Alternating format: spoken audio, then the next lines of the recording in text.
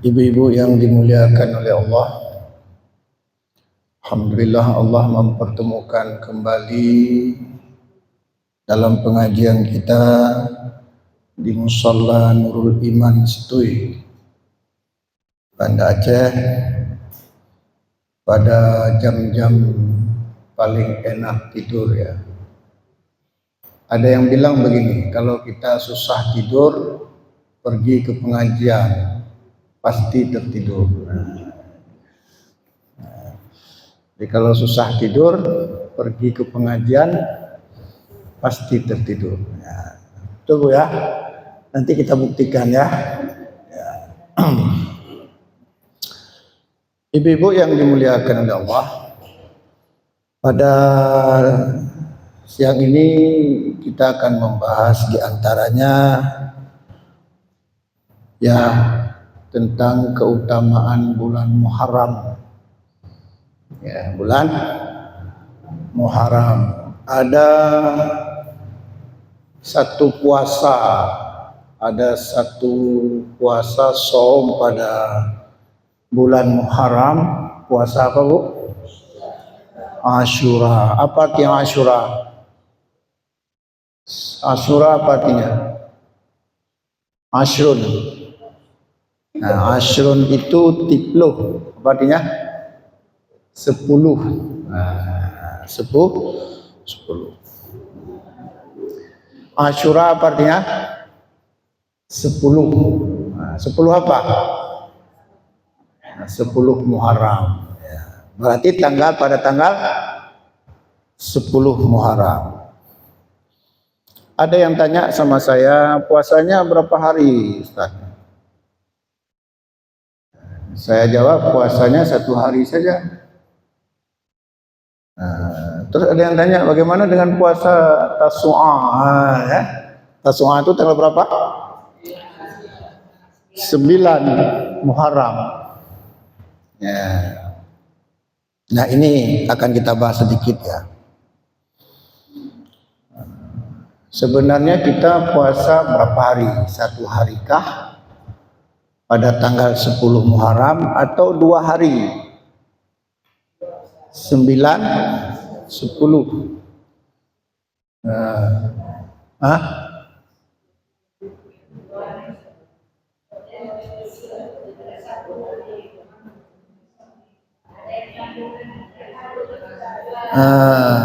Ya.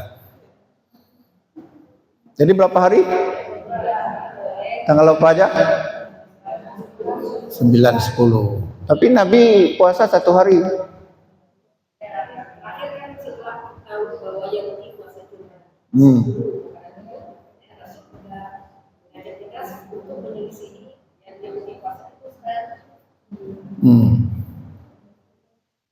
Ya, baik.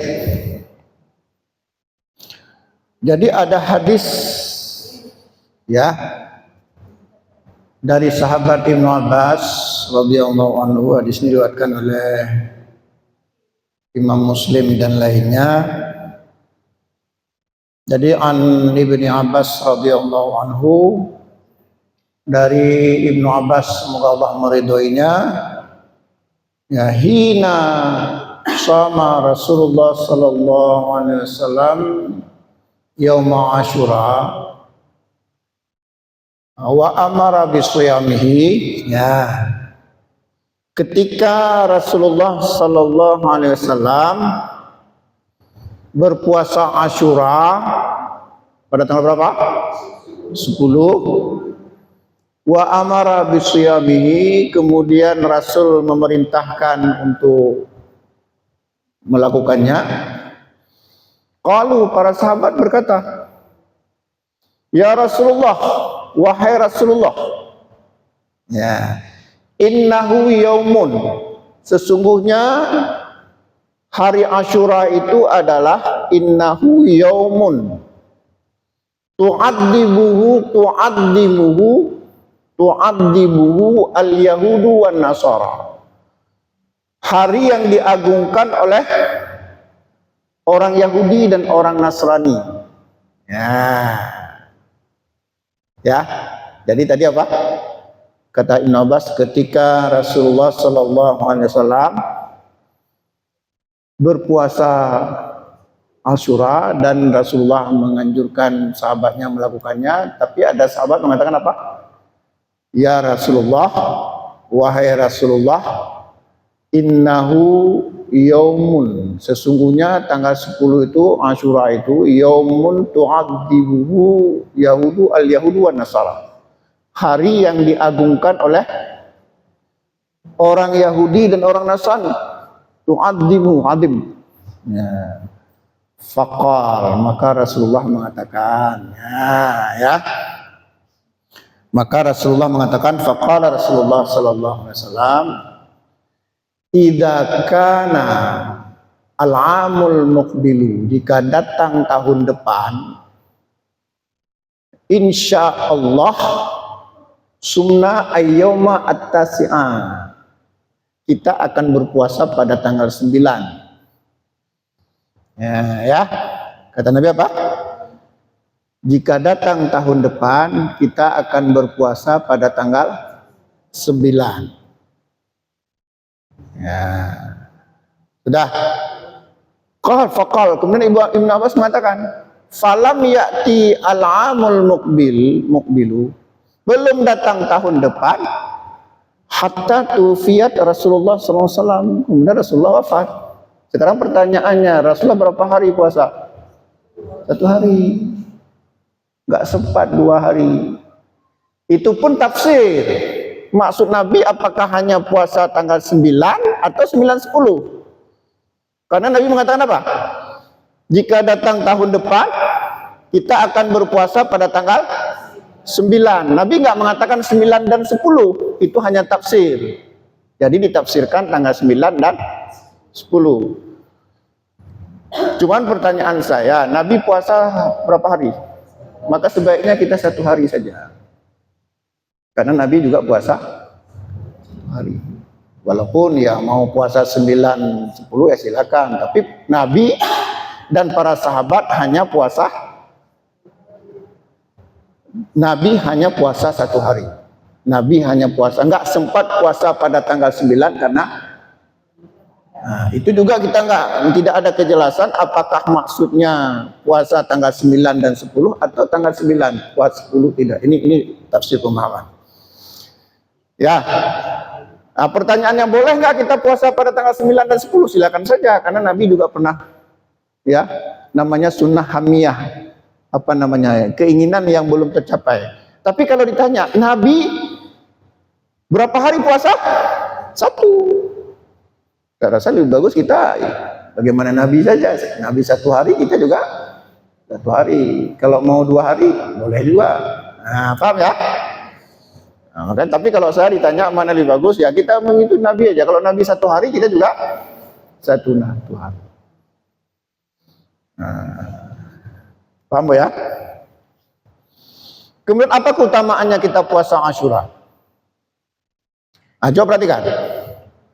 Ya, kata Nabi, hadis ini diriwayatkan Imam Muslim dan lainnya. Dalam satu riwayat, ya, saumu yauma Arafah yukaffiru sanataini. Puasa Arafah menghapuskan dosa 2 tahun. Madiyatan wa mustaqbilatan, 1 tahun yang lalu, 1 tahun yang akan datang. Tapi dosa kecil, bukan dosa besar. Jangan setelah puasa Arafah yuk berzina, kita udah dijamin tuh diampunkan. Nah, kan seperti itu. Dosa kecil. Somu yauma Arafah, sementara puasa Arafah, somu yauma Asyura, sementara puasa Asyura, yukaffiru sanatan madiyatan, diampunkan dosa 1 tahun yang lalu. Sekarang saya tanya, puasa apa disebutkan oleh Nabi? Puasa apa? Asyura. Asyura itu artinya 10. Nabi nggak mengatakan Tasu'a kan? Nah, dalam hadis dikatakan saumu Asyura, bukan saumu Tasu'a. Akan jadi masalah. Dalam keutamaan puasa, Nabi mengatakan apa? Saumu yauma Asyura Yukaffiru sanatan madiyatan. Puasa Asyura menghapuskan dosa kecil 1 tahun yang lalu. Ada nggak Nabi mengatakan puasa Tasu'a? Itu dia. Maka daripada repot-repot, lebih bagus kita puasa 1 hari. Jelas keutamaannya. Oh, ada yang mengkiaskan, maksudnya juga puasa Tasu'a, tapi itu kan sudah tafsir, tidak langsung pada teks. Kalau teks puasa Asyura. Ini ada yang tanya sama saya, mana lebih bagus? Ya, 1 hari saja puasa tanggal 10 Muharram. Bisa dipahami? Kalau mau puasa tanggal 9 dan 10 boleh juga. Ya. Kemudian apa keutamaan bulan Muharram yang lain? Bulan Muharram ini termasuk bulan haram. Bulan haram. Kata Nabi, arba'un hurumun. Bulan haram itu ada 4. Apa saja? Salisun mutawaliyat, 3 bulan berturut-turut. Wa Rajabun mudhar baina Jumadi wa Sya'ban, dan bulan Rajab antara Jumadi dan Sya'ban. Nah, di sini Nabi mengatakan ada 3 bulan berturut-turut bulan haram itu. Apa saja tadi? Dzulqa'dah, Dzulhijjah, Muharram. Nah, jadi di antara keutamaan bulan Muharram itu apa tadi? Bulan haram. Apa maksudnya bulan haram? Kan haram lawannya halal, anak haram, anak halal. Ini aneh ya. Pada satu sisi haram itu konotasinya negatif, kan itu? Haram konotasinya positif atau negatif? Tapi ada orang bilang anak haram jadah, apa itu maksudnya haram jadah? Kalau itu bulan haram di sini maksudnya apa? Konotasinya positif atau negatif? Positif. Nah, maksudnya haram apa kalau begitu? Haram berperang, haram mengganggu, walaupun ketemu musuh nggak boleh diganggu. Nah, disyariatkan bulan haram 3 bulan berturut-turut untuk keamanan ibadah haji. Ya kan? Untuk keimanan ibadah haji. Tadi bulan haram yang pertama apa? Nah, kenapa Dzulqa'dah? Ya, berangkat haji. Berapa hari? Berapa hari berangkat haji?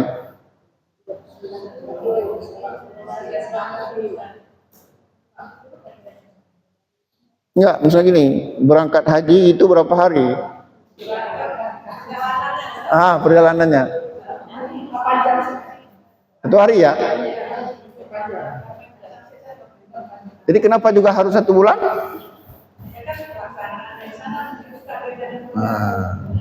Enggak. Kalau pelaksanaan sana sudah Dzulhijjah. Ini kemasan Dzulqa'dah.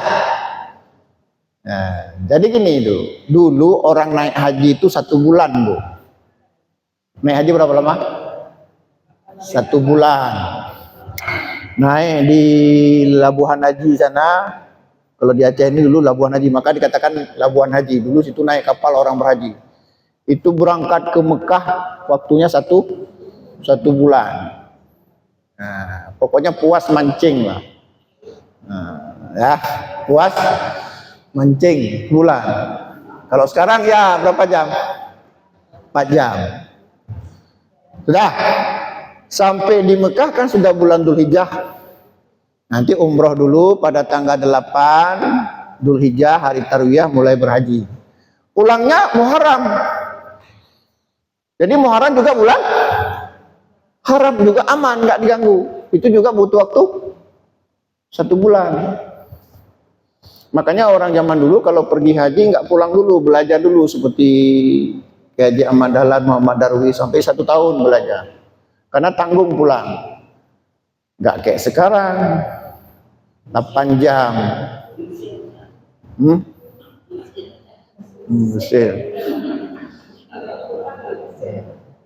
Yusir. Enak sekali nanti 4 jam udah sampai.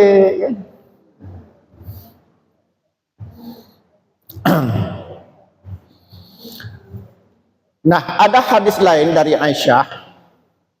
Jadi kata Aisyah, ya, kanu yasumuna yauma Asyura. Orang-orang berpuasa pada hari Asyura qabla ayyufrada Ramadan, sebelum diwajibkan puasa Ramadan. Ya. Jadi kata Aisyah, kanu yasumuna yauma Asyura, orang-orang berpuasa Ramadan, puasa Asyura qabla ayyufrada Ramadan, sebelum diwajibkan Ramadan. Ya. Dah. Wa kana yaumun tustarru al-Ka'bah, yaitu pada hari ketika Ka'bah dibalut. Ya, ketika Ka'bah dibalut. Jadi paham ya?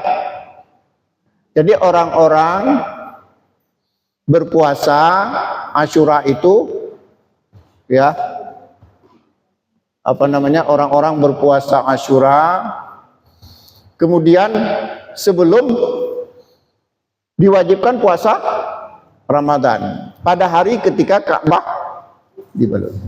Falamma farada Ramadan, ketika Allah mewajibkan puasa Ramadan, ya,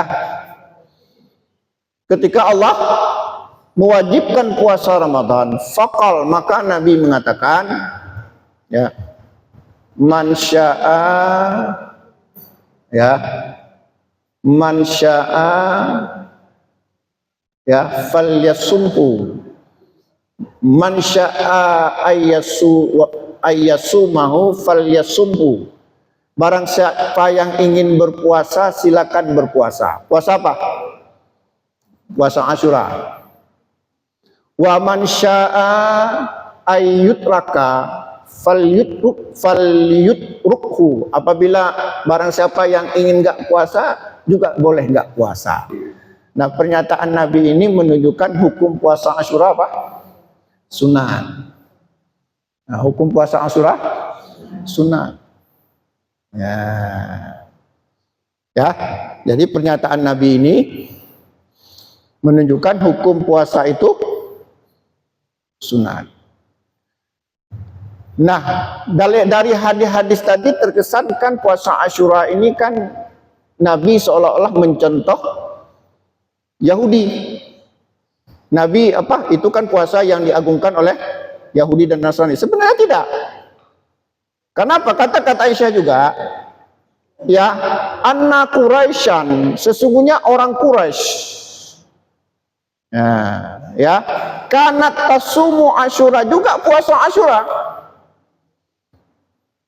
Sesungguhnya orang-orang Quraisy juga puasa Asyura. Kemudian juga Nabi menyuruh berpuasa Asyura. Ya. Cuma Nabi mengatakan faman syaa, barang siapa yang ingin, falyasumhu, wa man syaa aftir, barang siapa yang ingin silakan berpuasa, barang siapa yang ingin silakan berbuka. Ya. Jadi nggak benar kalau mengatakan puasa Asyura itu milik orang Yahudi, karena orang-orang Quraisy juga itu, ya, itu juga mereka itu mengetahui puasa Asyura. Kenapa orang Quraisy mengetahui puasa Asyura? Karena orang-orang Quraisy itu masih ada bekas-bekas peninggalan ajaran Nabi Ibrahim. Orang Nasrani juga itu mengetahui puasa Asyura. Orang Yahudi juga puasa Asyura. Kalau begitu puasa Asyura itu disyariatkan, ya, juga sebelum Islam. Kemudian dihidupkan juga dalam ajaran Islam itu disyariatkan puasa Asyura. Nah, itulah kira-kira Bu, ya, tentang puasa Asyura. Ya. Ya. Ya.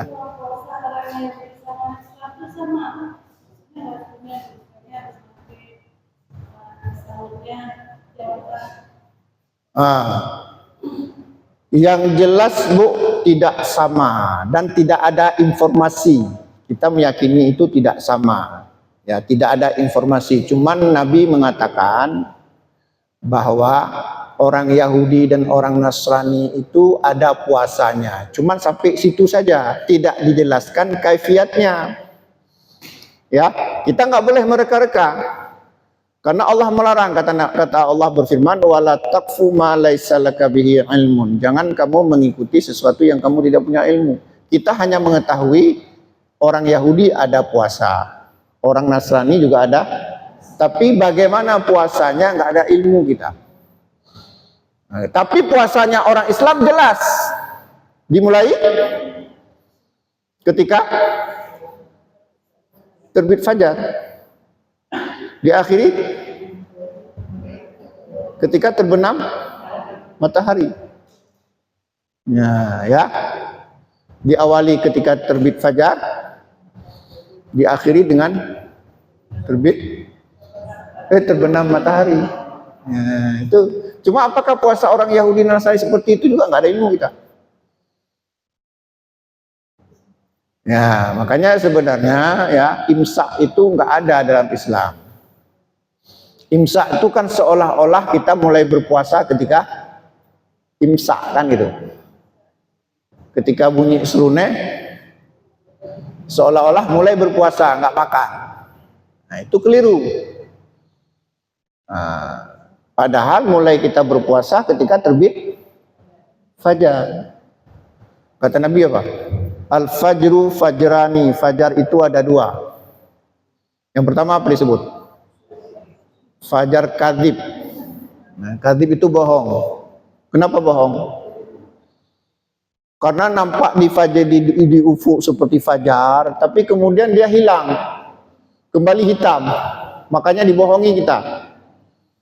Baru beberapa menit kemudian, sekitar 10 menit kemudian atau 15 menit kemudian muncul namanya fajar shadiq, itu fajar subuh. Makanya Nabi mengatakan al-fajru fajrani. Fajar itu ada dua. Fa'amal awalu, adapun fajar yang pertama, ya, la yuharimu ta'am, tidak diharamkan makan. Maksudnya tidak diharamkan makan apa maksudnya? Masih boleh embat, bohrom-rom, ya, kunyah, sirih, ya. Hantam saja. Ya. Ketika apa tadi? Fajar yang pertama ya. Wa amasani, adapun fajar yang kedua, fajar apa namanya tadi? Shadiq, fajar subuh. Baru yuharimu ta'am wa yuhillu sholat, diharamkan makan dan dihalalkan sholat subuh. Bahkan dalam riwayat yang lain yang pernah saya jelaskan dulu, kata Nabi, idza sami'a ahadakumun nida, jika salah seorang kalian mendengar adzan subuh, wal ina'u fi yadihi, dan gelas di tangannya. Ngapain gelas di tangan? Minum. Fala yada'u, jangan kamu letakkan hatta yaqdiya hajatahu minhu. Nah, paham maksudnya? Ketika mau minum, tiba-tiba azan, nggak apa terus ya. Tapi kalau sudah ditaruh nggak boleh lagi. Ini hanya dispensasi. Itu menunjukkan bahwa kita mulai puasa kapan? Subuh. Nah, jadi kalau kita mau minum tiba-tiba azan, teruskan saja. Tapi jangan sengaja begini. Kenapa Ustaz Herman tangannya gini? Saya tunggu azan dulu. Nah, upaya azan itu nggak boleh. Ini maksudnya nggak sengaja. Kadang-kadang gini kan, habis kita makan, kalau nggak kena air, nah, mau minum air, tiba-tiba azan. Yang mana nih? Mau mati kita ini. Oke, maka boleh. Boleh. Tapi begini, mau minum obat, tiba-tiba mau masukin air, tiba-tiba azan, nggak apa-apa, minum aja terus.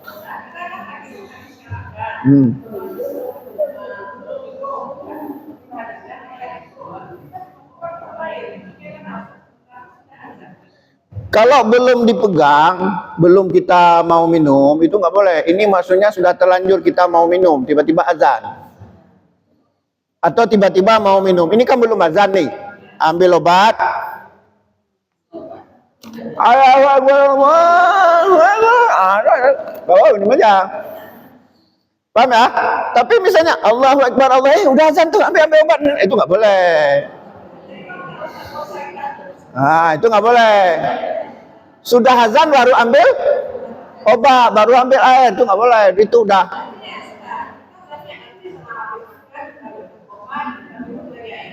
Nggak boleh kalau sudah terlanjur azan. Ini maksudnya dia tanggung, maksudnya sudah mau kita ingin minum obat karena kita belum mendengar azan. Tapi ketika kita mau masuk ke mulut tiba-tiba azan, itu dibolehkan. Tapi begitu terdengar azan kita langsung ambil obat, itu nggak boleh, udah expired.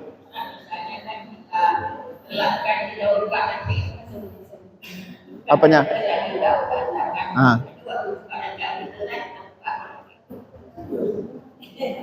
Minum obat.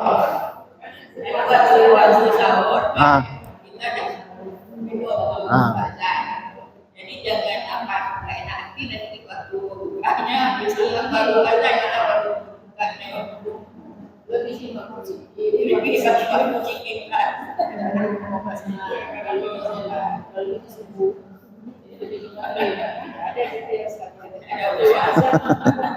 Pokoknya ya prinsipnya mulai berpuasa ketika masuk subuh, mulai berbuka ketika terbenam matahari, bukan azan, terbenam matahari. Wa idza gharabatis syam faqad aftara as-shaim. Jika telah tenggelam matahari maka orang yang berpuasa harus segera berbuka. Bukan azan, Bu. Kadang-kadang muazin ini dia makan dulu dia. Terlambat dia. Kalau nunggu azan pasti terlambat karena dia sunnahnya buka puasa dulu baru dia azan. Makanya biasanya dengar apa? Dengar sadaqallah di radio. Waktu kecil-kecil lama kali sadaqallah. Ya. Kalau waktu kecil-kecil lama kali. Ya. Ya. dari mana dari bikin buku Asyura? Itu bukan syariat. Itu mungkin apa adat. Itu nggak tahu juga karena itu kebiasaan saja. Kebiasaan saja ya, bukan syariat. Tradisi ya.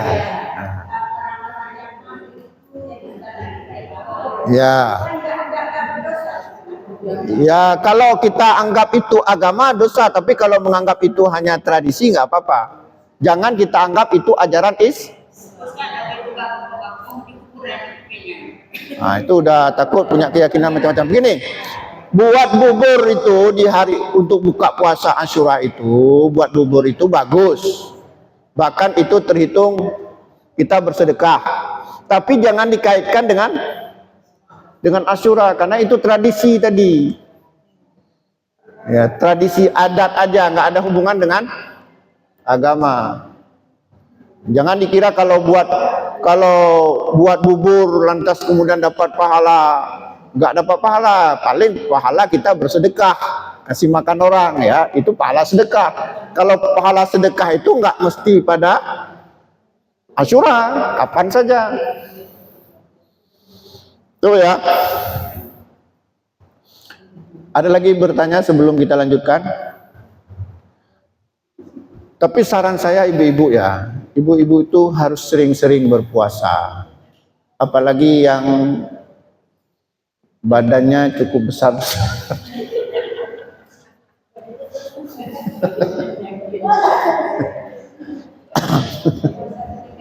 Puasa Senin Kamis. Wah. Kalau memang kita nggak tahu sah, nggak apa-apa. Jangan, insya Allah. Cuman ini kalau sudah tahu, nah nggak lagi. Allah itu kan ya maha pemurah ya. Apa? Jangan anggapan nggak sah ya. Ada lagi?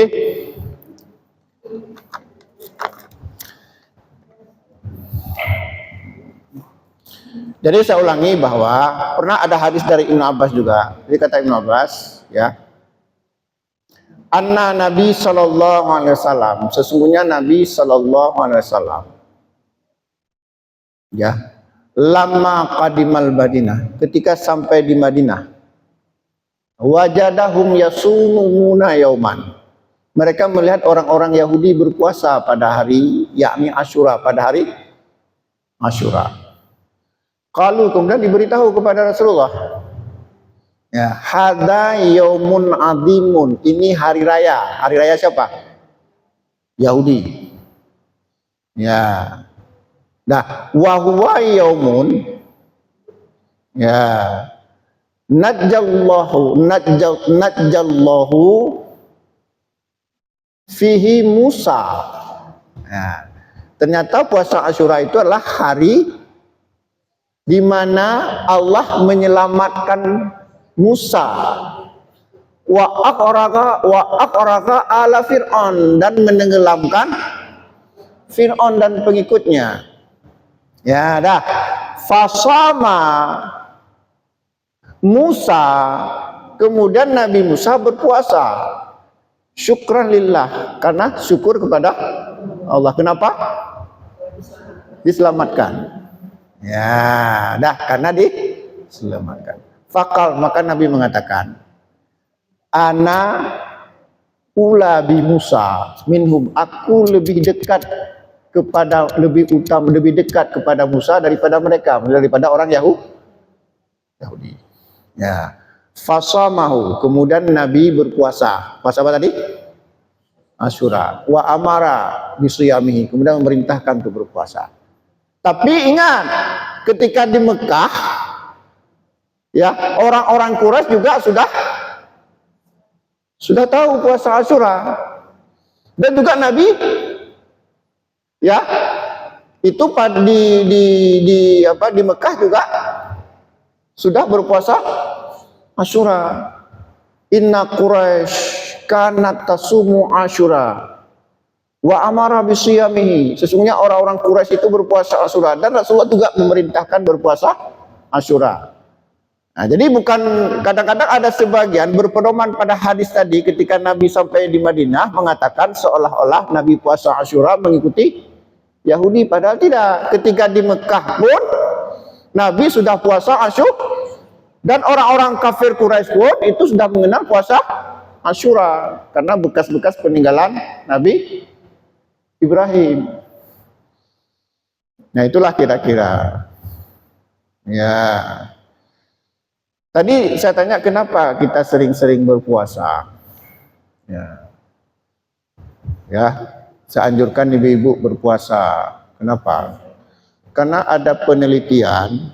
Tadi bercanda, saya bilang tembun tadi itu pun itu bercanda aja. Walaupun betul. Karena ternyata ya, sebagian besar penyakit itu datangnya dari perut. Banyak makan kita makan makanan yang nggak dibutuhkan oleh tubuh. Coba lihat, habis makan miso, ada yang ngajak makan sate, hembat sate, datung makan lontong lagi, apapun pokoknya kita giling semua. Padahal perut kita udah nggak sanggup. Setiap hari olahraga enggak. Padahal makanan itu perlu untuk tenaga, bekerja pun kemana-mana, pergi beli gula pun pakai bed, kayak vario, nggak mau jalan kaki lagi, nyapu juga sudah ada pembantu. Akhirnya kita sakit gara-gara makan. Kalau sakit nggak makan itu wajar kan? Kenapa sakit? Nggak makan. Ini sakit, kenapa sakit? Makan. Lucu, aneh nggak? Kenapa meninggal dia? Karena miskin. Kenapa meninggal? Karena kaya.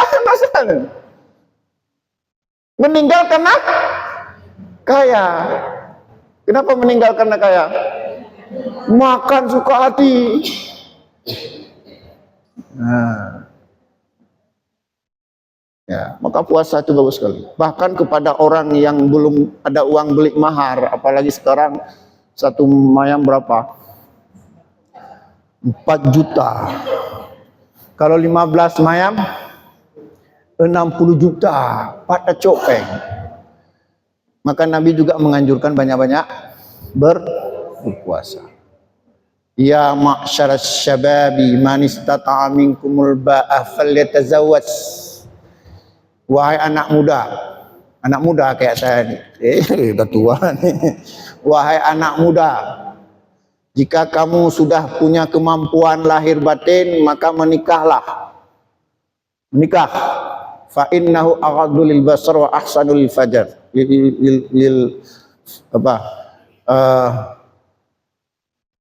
Farji, bukan fajar ya, furujnya. Fa innahu aghaddu lil basar wa ahsanu lil faraj. Karena berpuasa itu bisa menjaga pandangan dan menjaga hawa nafsu kita. Tapi kata Nabi, fa illam tastati, jika tidak mampu. Kenapa tidak mampu? 60 juta. Berapa Bu? Ulang balik. 60 juta. Nah, 15 mayam 60 juta. Fa illam tastati fa alaihi bisawm, maka banyak-banyaklah berpuasa. Fa innahu lahu wija, karena itu benteng. Makanya Ibu, kalau ada anak-anak muda sering berpuasa, itu tandanya belum punya mahar.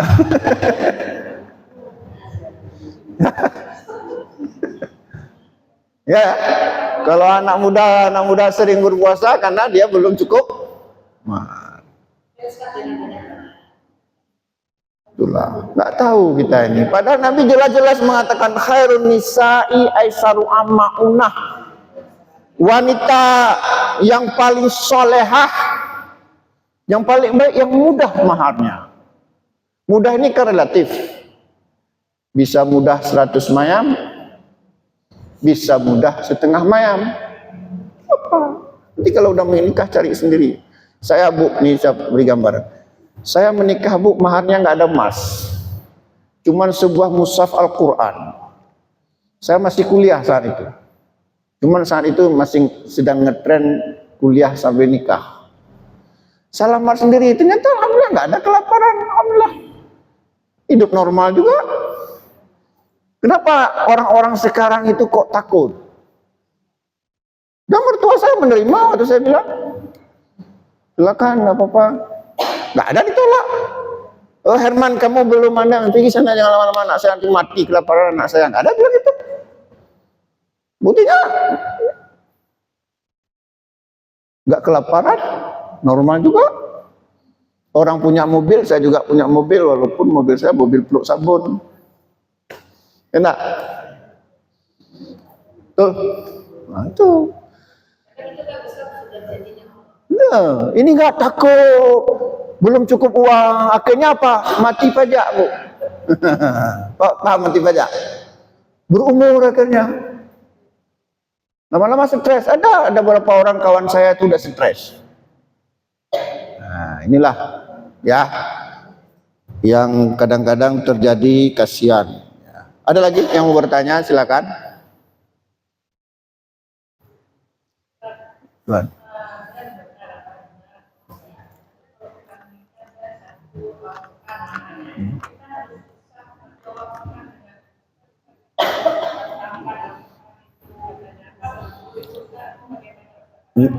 Ya, begini, dia tergantung lafadznya dan niatnya. Kalau niatnya saya maharnya sebuah mushaf Al-Quran dan mengajarkannya, ya itu baru berat. Tergantung lafadz. Atau dan menghafalkannya, atau mengajarkan menghafal, itu berat. Bilang lagi, dan mengajarkan 30 juz, mati kita. Ngajarin istri kita 30 juz sampai hafal. Tapi kalau lafadznya hanya sebuah mushaf Al-Quran, karena mahar itu pada prinsipnya sesuatu yang berharga. Memang sebaik-baik mahar itu emas dan perak. Paham ya? Zahab paling bagus itu emas. Tapi Nabi juga pernah mengatakan pada sahabat, ada seorang sahabat mau nikah, nggak ada mahar. Terus Nabi mengatakan kepada sahabat yang lain, "Khudhu walau khataman min hadid." Carilah mahar untuk saudaramu ini walaupun cincin besi. Cincin besi berapa harganya? Berapa cincin besi harganya? Berapa? Paling mahal 20.000 ya. Nah, kalau 20.000 kita lamaran anak orang, mampu nyampuh kok boleh. Menghina. Tapi Masya Allah sahabat, cincin besi juga jadi. Ya memang sebagus-bagus mahar itu emas. Nah, makanya banyak orang cari istri orang Jawa. Kenapa? Karena banyak emasnya ya. Ada emas dono, emas paru. Nah, gimana Bu?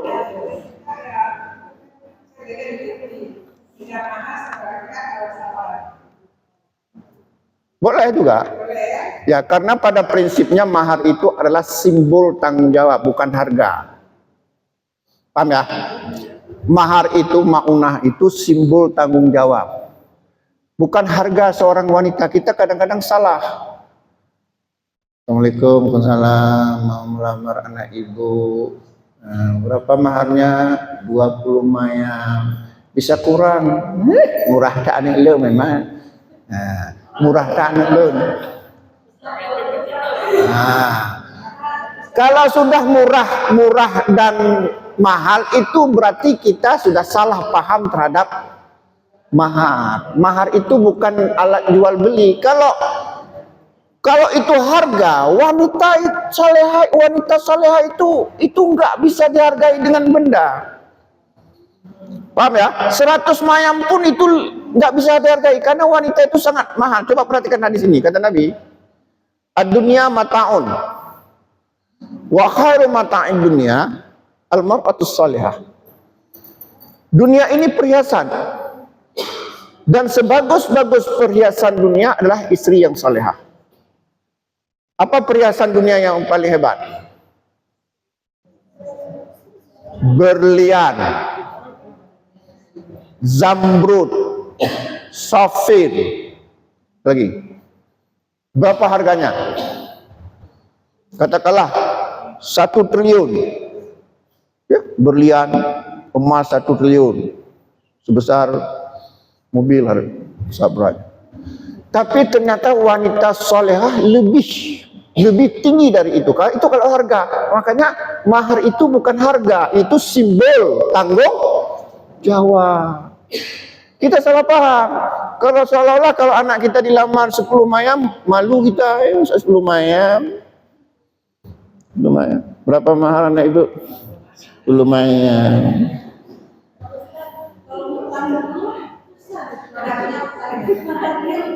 Ngutang tapi wajib bayar. Ngutang tapi wajib bayar. Dan mahar itu mutlak milik si istri, bukan milik mertua. Ini kadang-kadang dikuasai oleh mertua. Jual untuk buat pesta. Kecuali kalau ada izin dari anaknya. Karena mahar itu milik istri. Boleh asalkan redho dari anaknya, jangan dipaksa. Tanya mana? Ini kita mau buat pesta 7 hari 7 malam. Ada uang, mama jual miso. Gimana kalau jual mahar sebagian? Ngamuk. Bapak ngamuk, kayak ngunduhan buhakan. Pak Sapa itu nggak boleh. Itu enggak boleh, itu namanya sudah memaksa. Tapi kalau boleh mah, enggak apa-apa, saya sumbang. Nah, tapi menurut saya enggak usah paksa-paksa. Bete apa togop diwo. Aturannya mahar itu kan bisa untuk modal usaha dia. Tak habis peng betogop. Paling hidup amplop 20 BM. Nenek makan sepuasnya. Nggak usah paksa-paksa. Hilang keberkahannya kalau namanya sudah terpaksa. Buat sederhana saja.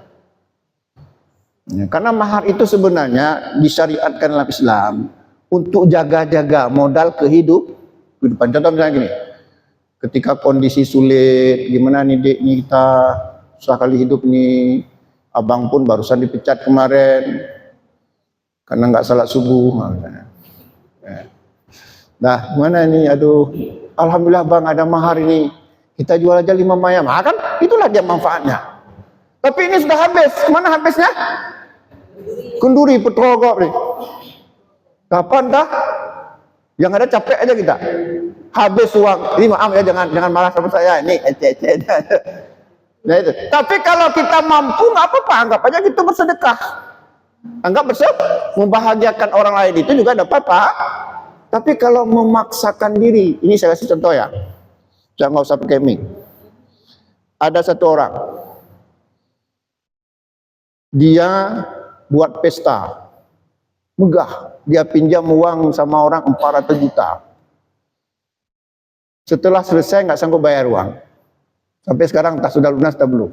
Itu kan menyiksa diri. Kenapa harus berutang sampai 400 juta hanya sekedar pesta, hanya paling berapa jam? Paling 4 jam kan?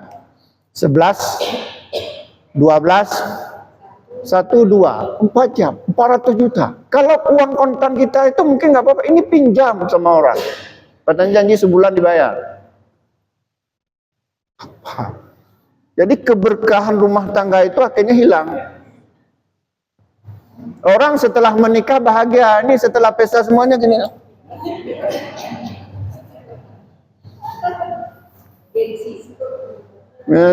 Dikejar-kejar hutang. Biasa aja.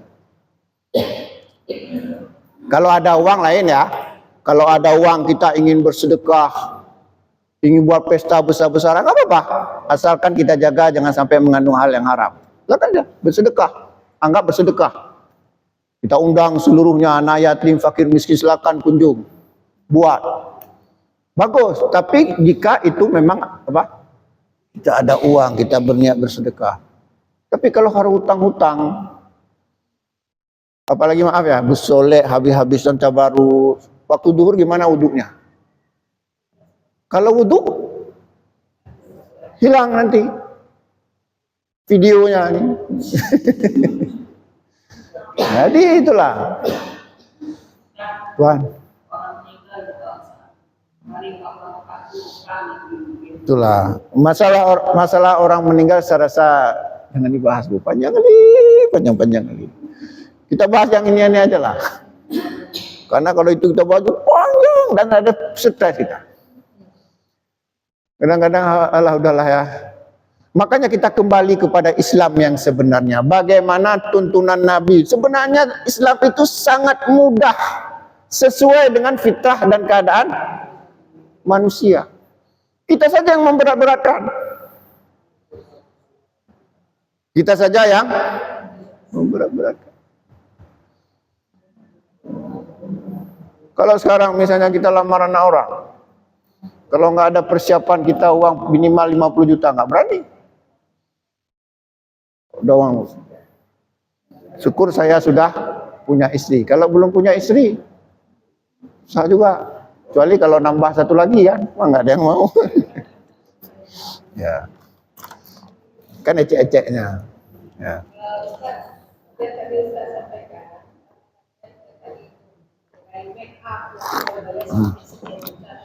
Ya. Mungkin dia membuka makeupnya karena dengan harga yang begitu mahal, boleh sholatnya di jamaah. Yang boleh dijamak itu alasannya syar'i. Saya rasa kalau itu bukan syar'i. Ya mungkin boleh-boleh saja ya, tapi sebenarnya yang boleh jamak itu syar'i. Misalnya karena hujan atau karena sesuatu yang memang kita nggak bisa elak. Ya, yang memang. Tapi kalau itu kan sudah berdosa, namanya tabarus. Tabarus itu berdandan seperti jahiliyah. Itu saya nggak berani. Itu nggak berani kita bilang harus jamak. Makanya jangan terlalu menor. Wajar-wajar saja. Waktu salat ya sudah, nggak apa-apa. Itulah. Itu sebenarnya untuk anti peluru. Nggak boleh karena Nabi Allah berfirman, "Falam tajidu ma'a fatayammamu." Nah, jika nggak ada air baru tayamum. Ini air banyak. Serba salah. Makanya jangan cari perlu. Itulah. Pengalaman kami nikah dengan istri saya nggak ada bersolek, biasa aja. Jadi waktu itu salat, saya pun pakai baju koko, nggak ada pakai baju tukumar. Ada pestanya. Iya, ada pestanya. Di pestanya. Tuh. Cuman dulu, sekarang nggak berani lagi saya. Dulu masih jos apa istilahnya, masih mau, nggak berani. Ya. Jadi ada lagi yang lain. Ini memang asarnya lama, Bu ya. Jadi kadang-kadang pengajian kita gini. Kadang-kadang begitu assalamualaikum udah habis waktu. Kadang-kadang udah habis ngomong, habis bahan, nggak habis waktu. Nah, pengajian kita tetap rata-rata jam 3. Nggak peduli apa mau cepat asar mau enggak. Nah, seperti ini kebetulan asarnya lama, jam 4 lewat 10.15. Ya. Kadang-kadang setengah 4 sudah, jam 4 kurang 20 sudah asar. Begini Bu, kita lanjutkan sedikit lagi. Jadi kita kembali ke pembahasan kita. Jadi tentang masalah keutamaan bulan Muharram tadi. Yang pertama, bulan Muharram itu termasuk bulan haram. Yang kedua, disyariatkan ya kita berpuasa Asyura. Ya, ada memang hadis dari Imam Muslim dari Abu Hurairah, Rasulullah SAW bersabda, "Afdalus siyam ba'da Ramadan syarullah al-Muharram wa ahdus salah ya ba'dal faridah salatul laili." Ya, artinya puasa yang paling utama setelah Ramadan adalah puasa bulan Muharram. Salat yang paling utama setelah salat wajib adalah salat malam. Nah, ya, tahajud salat malam. Makanya orang kadang-kadang berusaha puasa Asyura ini. Tapi juga Nabi mengatakan tadi, faman syaa, barang siapa yang ingin, faman syaa ayyasumahu, barang siapa yang ingin berpuasa, falyasumhu, maka silakan berpuasa. Wa man syaa ayyut raka falyatruku, apabila ingin meninggalkannya nggak puasa juga boleh. Dalam riwayat ini dikatakan man syaa falyasumahu wa man syaa aftir, barang siapa yang ingin silakan berpuasa Asyura, barang siapa yang ingin juga silakan berbuka. Nah, jadi di syariat. Nah, puasa Arafah ini menghapuskan dosa 1 tahun yang lalu. Tapi kalau kita lihat hadis lain, puasa Arafah itu lebih utama daripada puasa Muharram. Nah, ya. Cuman Nabi tadi mengatakan bukan puasa Asyura, puasa pada bulan Muharram tadi. Puasa pada bulan Muharram itu utama. Nah. Jadi kata Nabi dalam hadisnya yang lain riwayat oleh Imam Muslim, "Shaumu yauma Arafah yukaffiru sanataini." Puasa Arafah menghapuskan dosa dua tahun. Madiyatan wa mustaqbilatan. 1 tahun yang lalu, 1 tahun yang akan datang.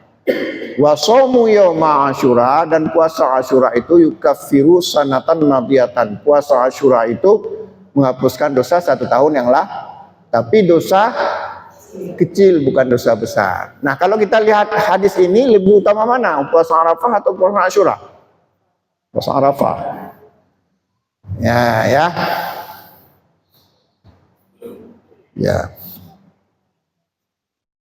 Wis.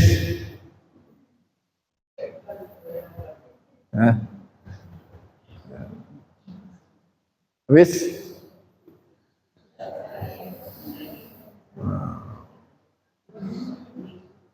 Betul-betul habis, nggak nyesal nanti. Aduh, saya ada mau tanya sama Ustadz, lupa saya. Tanya Bu.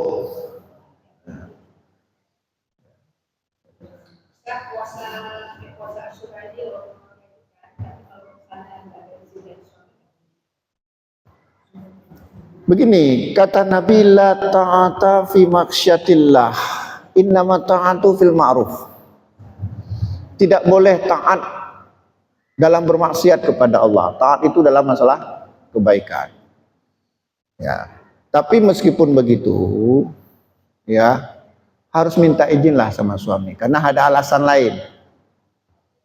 Ya. Paham ya? Tapi kalau suami mengatakan, "Dek, buka jilbab," itu nggak boleh patuh. Ya, berdasarkan hadis tadi. Ya. Memang ada hadisnya sahih bahwasanya jangan kamu puasa sunat kecuali ya jika kamu puasa sunat tanya sama suami. Karena kadang-kadang ada alasan lain, paham ya? Ya.